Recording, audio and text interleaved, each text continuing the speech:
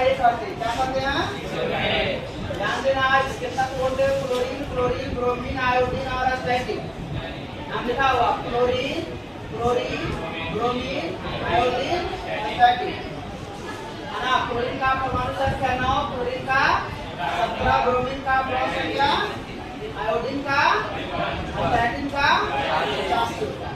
अब देखो इसको हम लोग ट्रिक बता दिए हैं, याद रखने का। मान लिया कोई नई आंटी आए हैं, छठी के होने के बाद इससे बैठी लगे नहीं बोल देते हैं लोग, और देखो ना आंटी आपकी बाहर आई, है ना। इस तरह से फिर कल बाहर आई, फिर कल बाहर आई, आंटी को देख के मैं चर्चा कभी से बन गया, है ना। तो इस तरह से वो फिर का मतलब क्या हो गया? क्लोरीन। कल से क्या? बाहर से, आई से, आंटी से, से कुछ नहीं।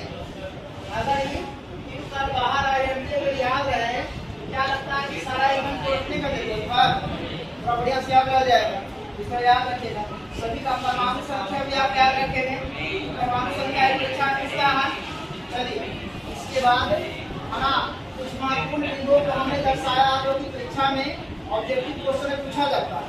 जैसा याद रखना, वर्ग 7, 17 जिसको 7A परिवार को हाइड्रोजन कहते हैं, हाइड्रोजन को हाइड्राइड कहा जाता है, जो कि आपका बोर्ड में पूछा हुआ। इसके सदस्य हो गए क्लोरीन, क्लोरीन, ब्रोमीन, आयोडीन, याद रखिएगा। वर्ग 17 के तत्व का सामान्य इलेक्ट्रॉनिक विन्यास बोलेगा NH2SP5, NH2SP, ये आपका महत्वपूर्ण पॉइंट है, याद रखना। हाइड्रोजन तत्व लवण के रूप में समुद्री जल में प्राप्त किया गया, समुद्री जल में धातु के साथ संयुक्त रहता है, सोडियम के साथ रहता है ना। सोडियम पोटाश, सोडियम पोटाश रहता है ना,